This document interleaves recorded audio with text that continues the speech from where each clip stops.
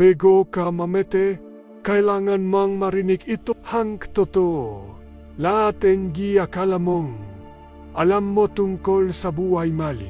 Hindi ito yung meha tipikal na pampalubag-lub na payo energy, self-help. Ito ay halau, walong filter na karunungan mula sa meha stoic, mangbalik ta rin hang mendo mo. Magiging prangka tayo karamihan sa meha, paniniwala mo tungkol sa kaligayahan.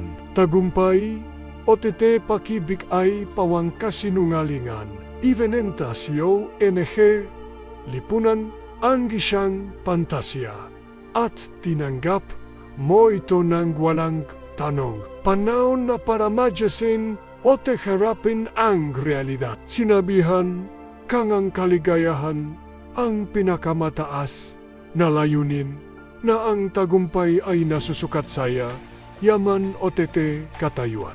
At na ang pag-ibig ang kukumpleto sayo, pero lat aneke ito ay ilusyon magakasinungalingang ginawa para habulin mo ang isang miras. Avang ang tunay na diwa NG, boa ay dahan-dahong lumalayo sayo ang tuminggang ka sa palihig. Mas maraming tao engyon enge balisa, depresyonado o te hindi konektado sa isa't isa. Lulanod na tayo sa material na yaman, pero gutem sa kaulugan.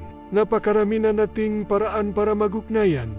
Pero mas kakaunti ang enge toto o tete makabuluhang connection. Nawalan na tayo NG, ugnay, sa emga, pinokopanggunaing, katotohanan, NG pagiral, talaga bang ganito ang dapat maging buhay sang walang katapusang?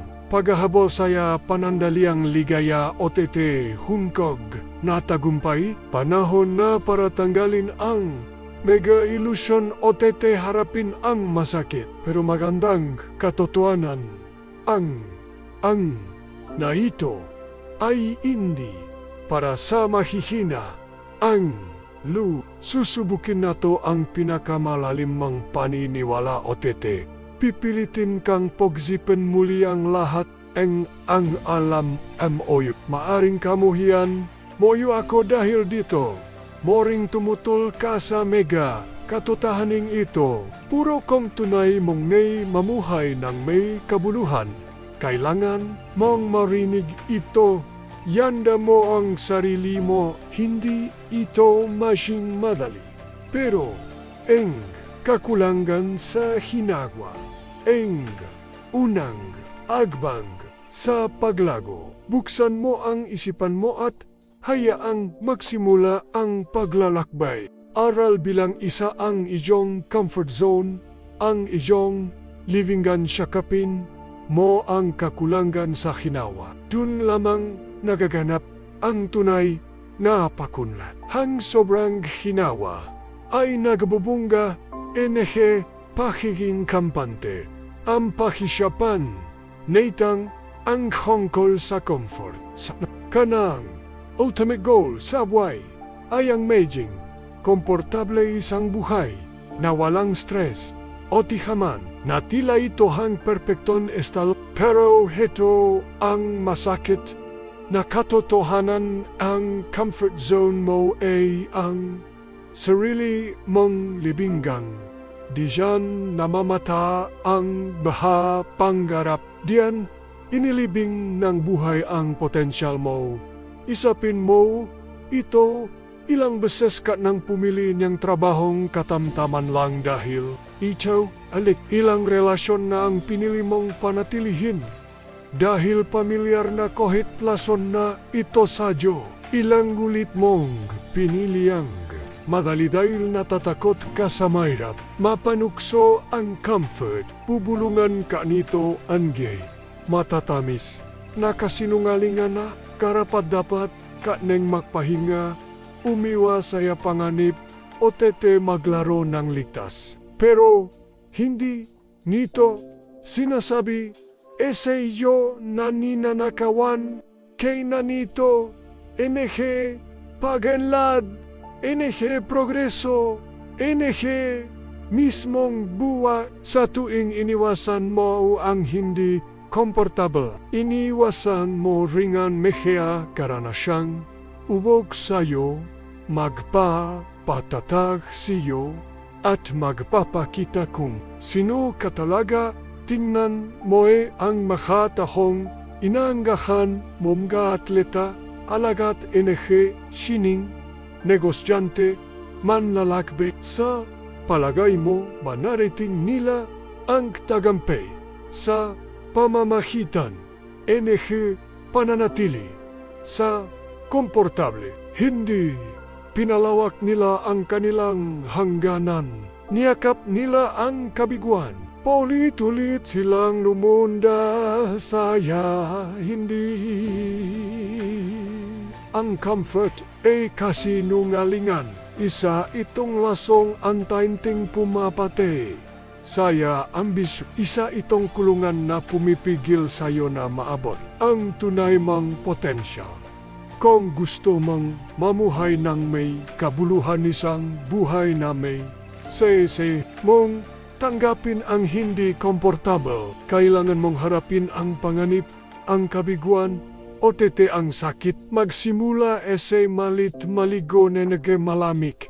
Magsalita saya magpagpupulong. Kausapin ang tahong matigil mo nang inanggahang mula sa malayo. Amunin mo ang sarili mong matuto NG, bagong kakayahang maglakbay ng mag-isa. Gawin araw-araw ang isang bagay na kinatatakutan mo, isang bagay na lalampas sa limitasyon mong akala mo'y hindi mo kayang lampasan. Tandaan mo ng pagunlad. Nagsasimula sa dulo NG ayong comfort zone. Bawat hakbang palabas nito ay hakbang papalapit saya tunay mang sarili sa isang bahe na may layunin o tete kasiyahan.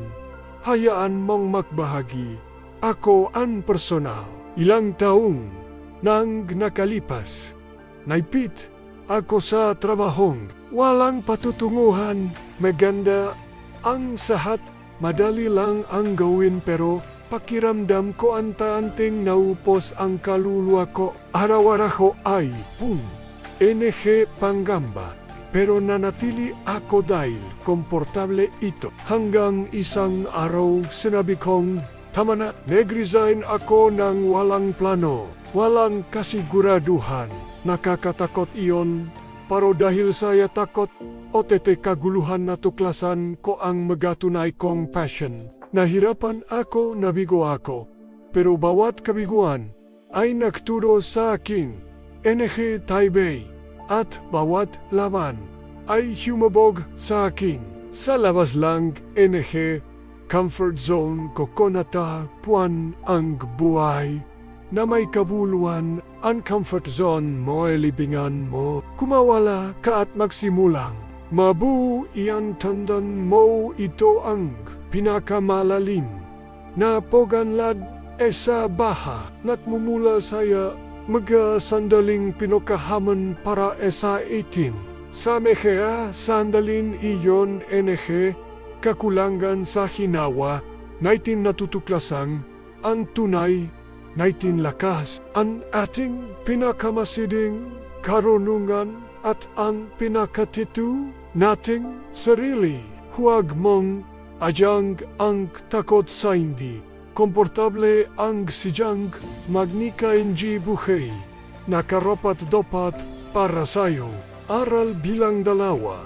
Ang ginaasyang ang gugat NG pagdurusa ibaba mo. Ang ginaasyang mo sa iba at sa sarili. Ang matahus na pag-isa ay madalas umantong sa pagdismadya at pagdurusa.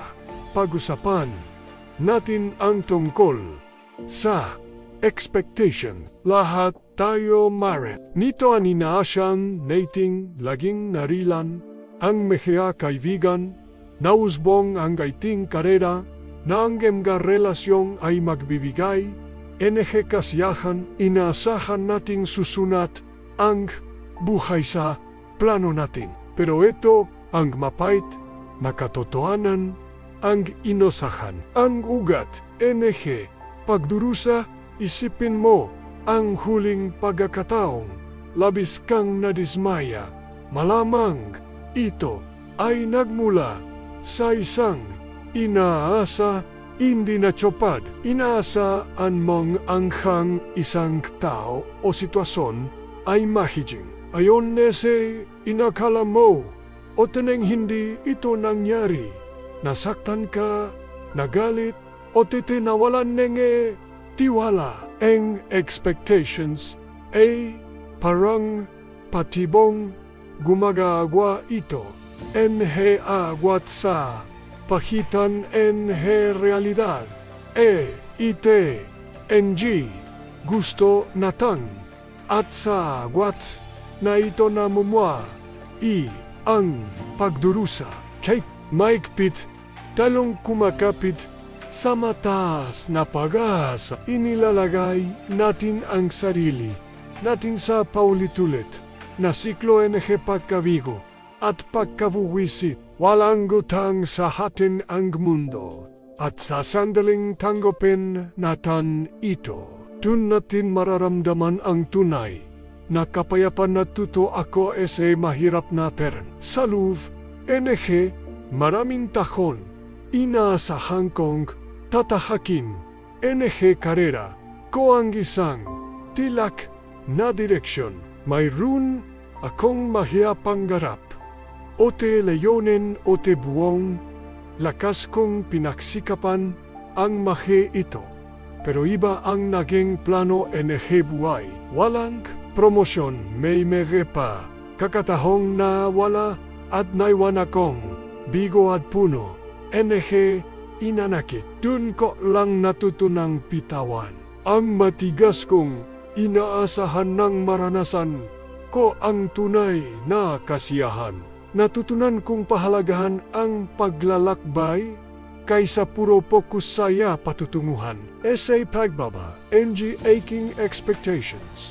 Nabuksan ang puso ko sa kagandahan NG kasalukuyan kaysa malungkot sa meheabaga na hindi nangyari. Ang tandahan mong hindi mo kontrolado ang takbo ng mundo, pero kaya mong kontrolin kung paano ka tutugon. At sa pagbaba NG, inaasahan mas lumalapit ka saya kapayapaan, pagtanggap o tetikalehan mula saya hindi kailangang pagdurusa. Aral bilang 3, hindi pangabambuha ang hahaha. Kaibigan tanggapin mo nagaha. NG lahat NG bagap ang pagkakaibigan ay hindi permanente. Nagbabago ang mga tao, nag-iiba ang mga sitwasyon at ayos langgan ang harapin natan ang gisang mayrap na katotohanan. Hindi pangabambu ay ang mga kaibigan. Madalas nating mernik na ang tunay na pagkakaibigan ay walang gan. Na ang tunay na kaibigan ay hindi kaiwan sa hirap at hinawa. Pero ang totoo, tulad NG, lahat NG bagay sa buhay, ang pagkakaibigan ay pansamantala. Nagbabago ang mga tao, gumagalo ang mga pangyayari, at hindi ito masama. Normal lang ito. Balikan mo ang kaibigan mo noong bata ka. Mga kabarkada, MOU saya high school o mga kaibigan mo sa college. Ilan sa kanila ang bagi pa rin NG buhay mo ngayon habang tayo'y lumalaki o titi. Nagbabago rin ang ating mga relasyon. Hindi ito palaging masama. Natural lang ito sa tagbo NG. Madalas pinipilit natin panatilin ang parehong lapit at connection sa ating mga kaibigan sa Louvre. NG mahabang panahon. Pero ito'y hindi makatotohanan at kadalasan ay nagdudulot lamang NG sakit, NG lub. Nakakaroon ang pagbago sa direksyon. NG buhay. NG bawat isang agiba ang prioridad. Lumalawak ang interes at minsan talagang hindi nakajotukma. Nahalala ko ang matalik kong kabigen noong koledyo. Hindi kami mapag-iwalay sabay. Naming inaharap ang mehya pangarap, takot, at mehya gaybin pun. NG kwentehan. Pero pagpasok sa mundo NG trabaho, nakaiwala yang landas namin. Lumipat siya sa ibang lungsod. Nagpakasal at nagba ang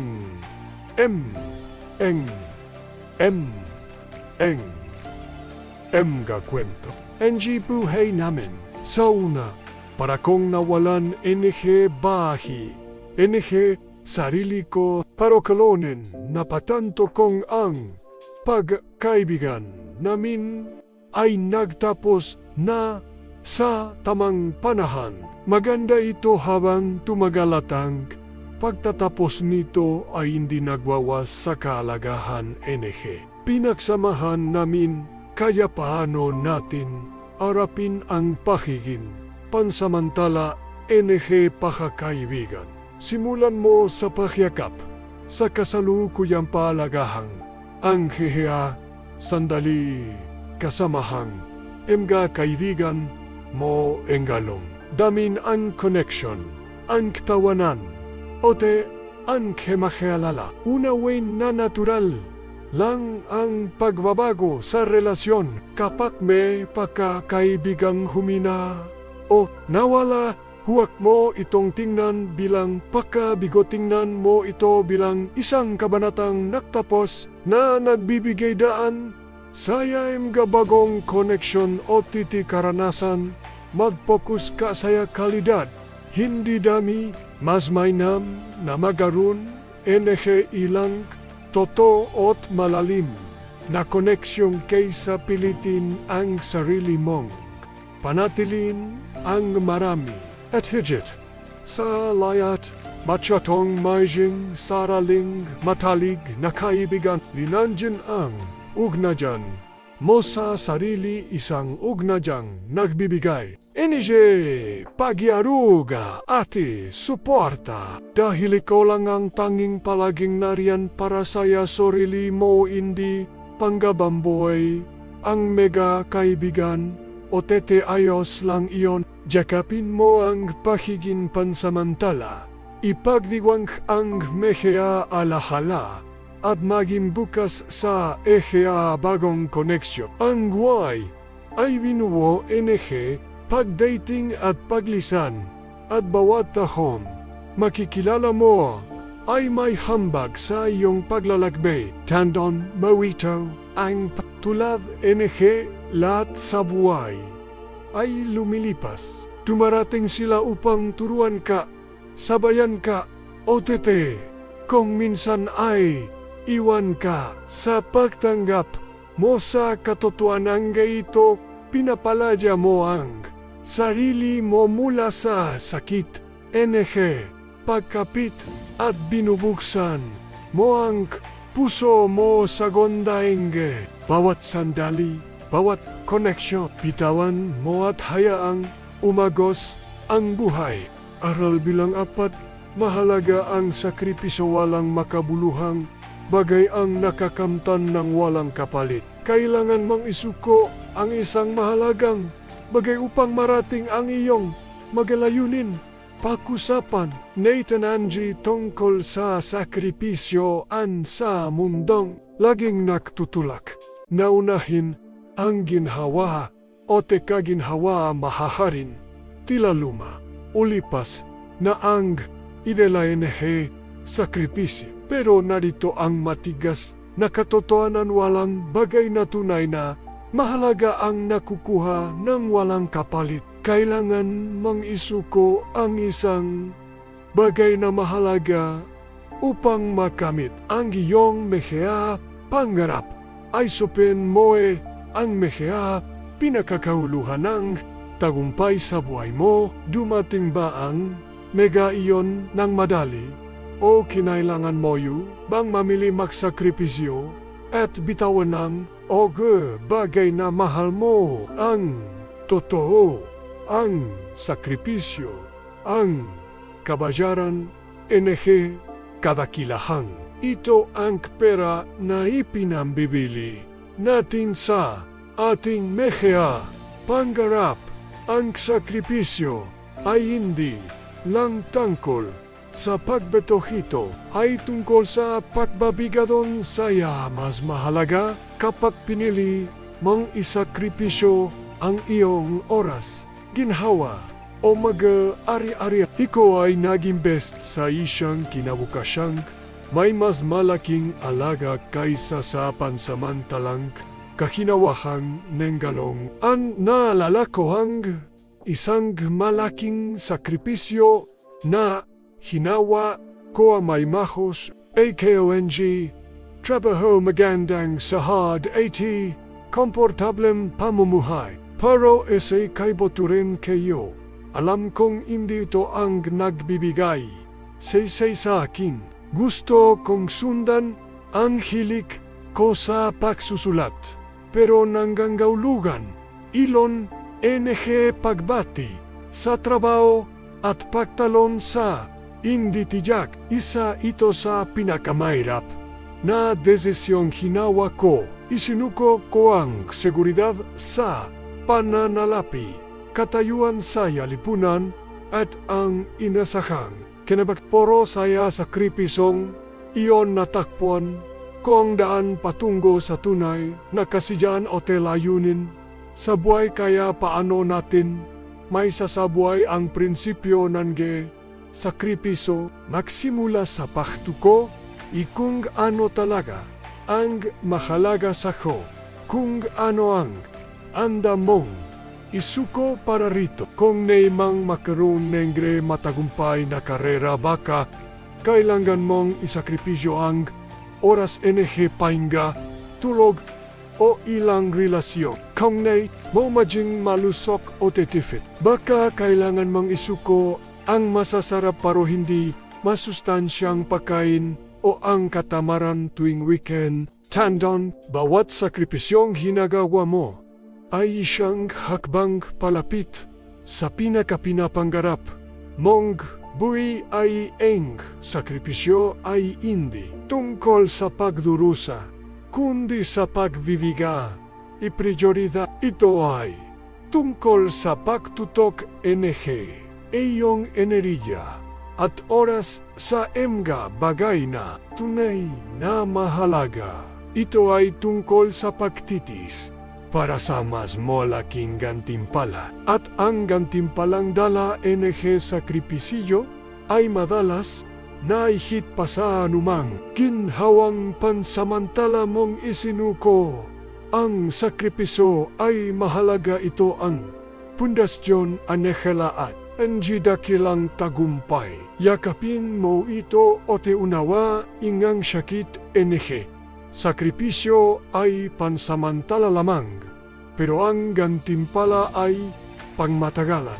Tandaan mo, ito ang sakripisyo ay hindi kawalan kundi isang paggain. Isa haitong proseso pagbabi bahe sa ilong mahea pangarap. Sa kusang pagbibigay ng mas kaunti, binubuksan mo ang espasyo para sa mas mahalaga. Yakapin mo ang kapangyarihan. Sakripisyo o masisilayan mo kung pahanong antahanting bubuksan buhay ang posibilidad na hindi mo akalaing posible. Ang sakripisyo ay mahalaga o ito ang susi sa buhay na may tunay na sesay. Aralin bilang 5 tihilan mo ng pag-aabol sa pag-ibig. Ang pag-ibig ay hindi isang bagay na natatahipuan sa paghahanap. Kusa itong dumarating kapag abala kang isinasabuhay ang pinakamahusay mong buhay. Ipinamulat saya atin nanigar lipunan na kailangan. Nating hanapin o te abulin ang pag-ibig na ito ay isang bagay na dapat nating tuklasin o te angkinin. Pero narito ang isang kontrobersyal na katotohanan, antihilan mo ang pag-aabol sa pag-ibig. Hindi ito natatagpuan sa pag-aanap. Kusa haytong dumarating habang hawalakang tinutupad ang iyong meha, pangarap at nililika ang buh na gusto mong aisopen, mohang meha pagkakatahong inabol mo ang pag-ibig. Gaano kadalas itong nawi sa pagkadismaya, pagkabigo o sakit damdamin kay mas masiding inaanap natin ang pag-ibig, lalo itong nagising malap kapag nakadwan tayo sa pag-aanap. Engi madalas ay isinasantabi natin ang ating mehea alaga, pumapayak saya mas mababa kaysa saya nararapat para saya. Atin o tete nakakalimutan kung sino talaga tayo. Ang pag-ibig ay hindi isang destinasyon, isa paglalakbay. Hindi mo ito pwedeng pilitin o likhain. Ang tunay na pag-ibig ay dumarating sa hindi inaasahang pagkakataong kapag abala kang sinusundan ang iyong mehehilig, inaabot ang iyong mga pangarap o te nananataling totoo sa iyong sarili. Naranasan ko na rin dumating sa punto buhay ko na nakala kong kailangan kong makahanap ng pag-ibig para maging buo. Lumabas ako essay, napakaraming date pilit kong hang sarili ko sa kung ano sa tingin kayo ang gusto engi. Pero anjing kapalit lang nito ay kangkagan at pakiramdam, pakukulang tungkolang natakpuan ang mahalagang relasyon nung tumihil na ako sa pag-aabol sa pag-ibig at nagsimulang ang pansin sa aking sarili, aking paglago at kaligayahan. Ang kaya paano engea ba natin titihilang ang pag-aabol sa pag-ibig o tehayang ito'y dumating ng kusa? Magsimula siya pagmamahal sa sarili. Maglahan oras para sa iyong personal na pagod. Gawin ang bagay na nakpapasaya sa'yo. Palibutan mo ang sarili mo positibong impluensya o tibuin ang buhay na tunay mong minamahal. Kay pag o tete kontento kasaya iyong sarili, kusang lumalabas ang tiwala o tete galak saya iyo at ito ang natural na umila sa pag-ibig. Papalapit, mag-focus ka saya pagbubuo ang makabuluhan. Connection sa halib na siya pag-aanap. Romantikon relasyon. Makialubilo ka sa meha, tahong kalintulad. Mo'y interes o tipagpapahalaga. Hayahan mong umusbong ang relasyon ng natural. Ang pag-ibig ay hindi listahan. Dapat meron. Isa itong malalim na koneksyong na antayanting buo siya pagdaan. Panahong madalas siya. Panahong hindi mo ito inaanap. Tihilan mo ng paghahabol sa pag-ibig. Hindi ito tungkol sa paghanap tahong pupuno sa'yo, kundi sa pakikimbuo at masaya ka na kahit mag-isa. Darating ang pag-ibig sa tamang panahon. At magiging maganda itong karatong NG sang buhay na dati mo yun nang minamahal. Tandaan mo ito habang hinahabol mo ang pag-ibig. Lalo itong lumalayo. Ang pag-ibig hindi layunin na dapat makamit, kundi biyayang kusang dumarating. Mamuhay ka ng may sigla o layunin at darating ang pag-ibig. Saya takdang panahon, tihilan mo ng pag-aabol sa pag-ibig at simulan mo ng tunay na pamyumyuhe. Aralin bilang 6 madalas. Malyang nakararami ang hindi pork. Pinaniniwalahan nakararami ang hanghay siyang bagay. Ay totoo na ito. Magsimula kang questionin ang mga popular na opinion o titi matutong mag-isip para asa sarili mo ang pag-usapan natin ang conformity o ang pagangkop sa karamihan. Madalas tadyong pinipilit lipunan na sumanot sa egos na paniwalaang na kung ano ang inisip nakararami ayon ang tama. Pero narito ang isang kontrobersyal na katotohanan ang madalas mali ang nakararami hindi nanggagaulugang totoohang isang bagay dahil lang sa pinaniniwalahang ito mas maraming tao kailangan mong questionin ang mehea popular na opinyon o tema sitong mag-isip ng kritikal para sa sarili mong kasaysayan. Ay pun, alimbagwa kung sa hanggang nakararami ay nakamalyat minsan ay traedeya pa hang kinainatnan. Isipin mo nun, pinaniniwalahan, nakararami ng mundo ay patayag. Marami ang sumuporta sa mga witch hunts, pangaalipin. O iba pang anyo nengre kawalang katarungan.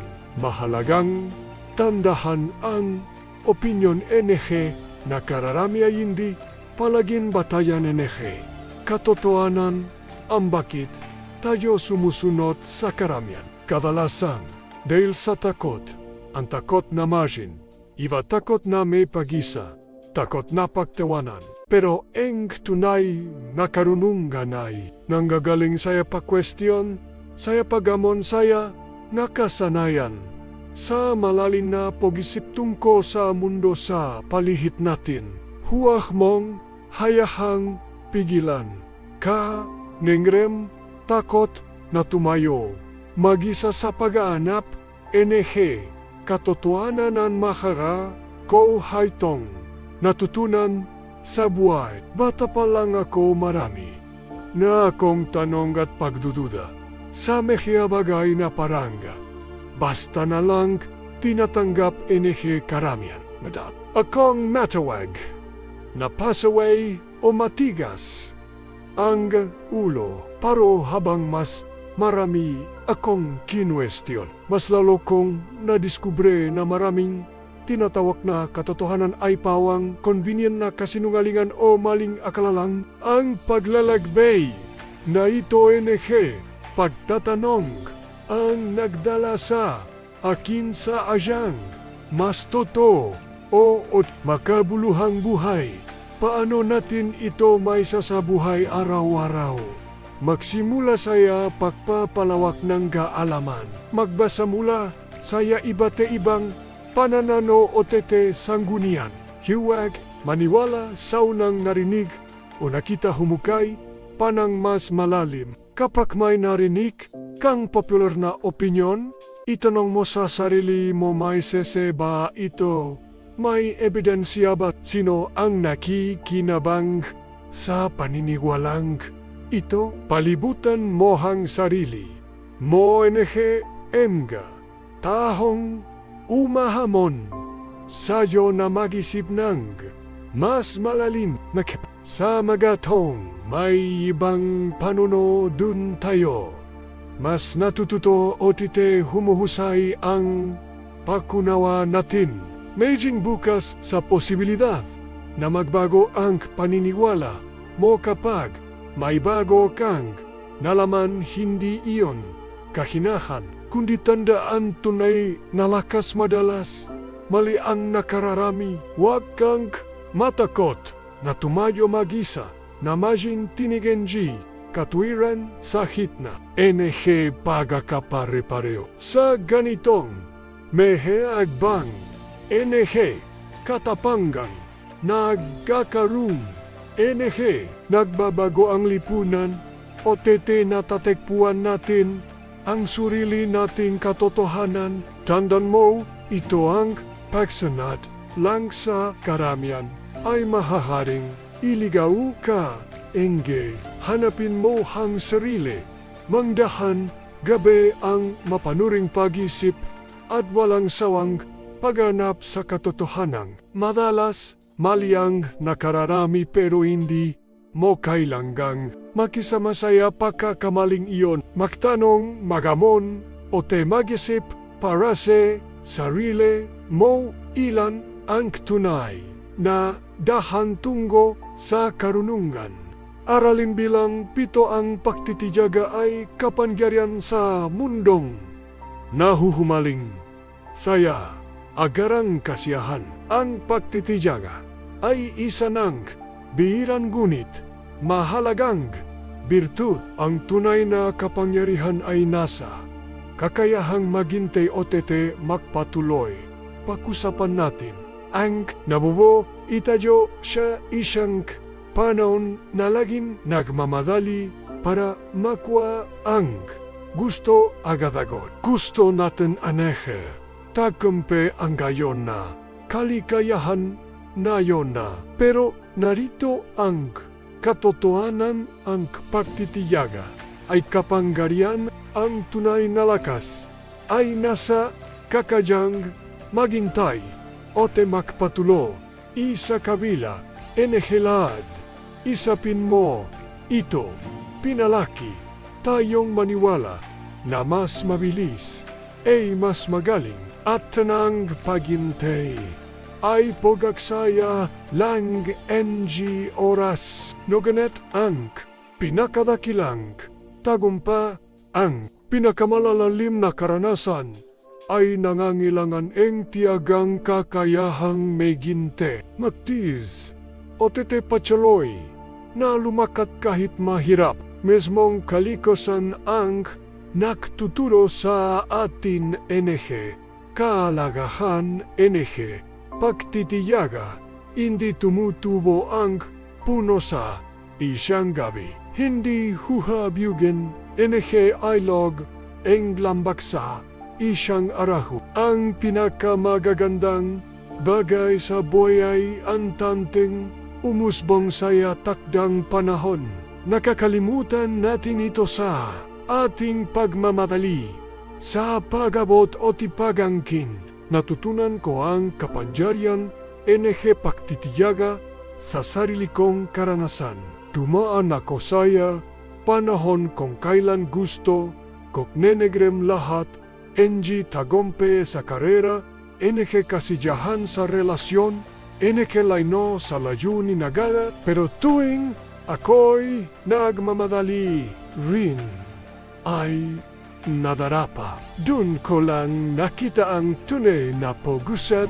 Nung niyakap ko ang pagtiti, natutunan kong magtiwala. Saya proseso OTT maunawaan na ang tunay na pakunlat ay nanggangailangan. NG panahon ng pano NGA banaitan mapapalago ang pagtitiyaga. Essay magsimula sa pagtatakda. NG makatotoanang mehea inaasahan. Unawain na ang makaulugang tagumpay ay nanggangailangan. NG oras OTT pagsisik. Magsane NG mindfulness ang pahihing bo sa kasalukuyang sandali. Saya halip na laging nakatingin, saya hinaharap. Kapag nahaharap, saya haman ipaalala sa sarili na ang pagpupursihe, ang susi, ang pagtitiyaga ay hindi pakiging walang hinagagwa. Isa itong aktibong desisyon na manatili sa tamang landas. Ang kasama rin sa pagtitiyaga ang kabaitan sa sarili. Huwag mang madaliin ang personal mong pagganlet o ang iyong pagilom. Bigyan mo sapat na oras ang sarili mong lumago. Ipagdigwang hang maliliit na tagumpay at tanggapin na hang pagkabigo ay bahagi paglalakbay.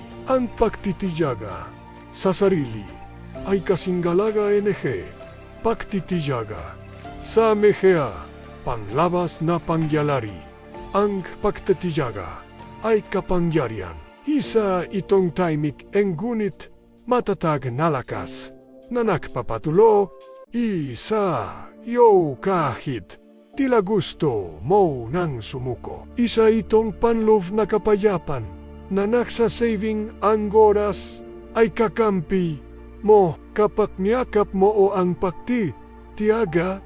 Mas magiging matatak ka, mas malinaw ang iyong fokus o titikalaunan, mas magtatagumpay ka. Tandon mo ito, saya mundong nauhawaw saya, mabilisan ang pagtitiyaga ay isang superpower. Ito ang nagibiga sa iyo, arapin ang mehe amon buhay ng may dignidad at karunungan. Sa pagtitiyaga, awak mo ang tunay na kapangyarihang ubuhin ang sarili mong kapalaran. Ang pagtitiyaga ay hindi simpleng paginta. Ito ay ang pagtitis na may layunin. Jakapin mo ito o mabubuksan mo ang buong potensyal mo na karating na tayo sa hailang mahirap na katotohanan ngayon ang mga araling ito ay haman para pag-isipang muli ang ating pananaw sa buhay para kuwestiyonin ang mga paniniwalang itinuro sa atin at hanapin ang lakas sa lugar na dati hindi natin pinapat. Ang mga ito'y nagtasulak sa atin na lumago, magbago, o mamuhay ng mas totoo. Hindi madali ang buhay at hindi rin ito dapat maging madali. Isa itong seri, mga pagsubok, tagumpay, o pagbabagong anyo. Bawat aral na ito ay nagsisilbing kompas na gumagabay sayo saya, gitnaan kalituhan ang pakiral. Hindi ito para sa kahinawahan lang, kundi para pukawin ang pag-isip, magsimula ang pagbago o magbigay inspirasyon para saya, katatagan, tandaan, o kalang na mahirapan. Okay, lang na maligaw minsan ang landas patungo saya, karunungan o kaganapan. Ay, hindi.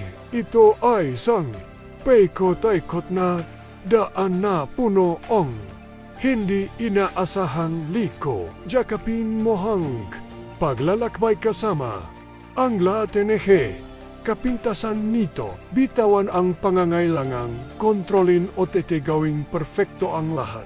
Bigyan mo bigaya ang sarili mong lumago sa sariling bilis ang tumingan ka sa palihit. Ang mundo ay mga tong katulad mo. Nilalakad ang surili nilang haman, natututo sa sarili nilang aralang hindi kanagisa. Humagat ka, karanasang pantaw. Makipahunasyan sa iba, pero hanapin mo ringang kapayapahan sa loob mo ang mga railing.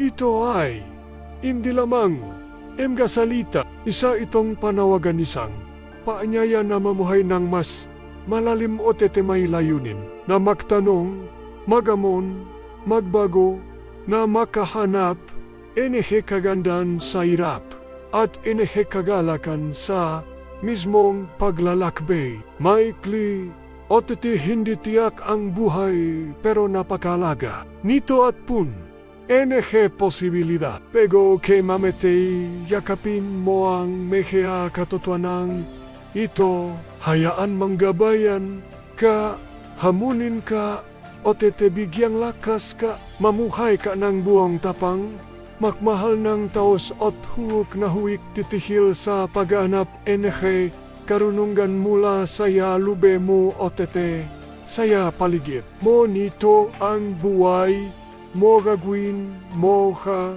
kangga-hangga, meriming salamat, sa pananut at tandahanan kang paglalakbay ay sayo upang bigyang kaulugan.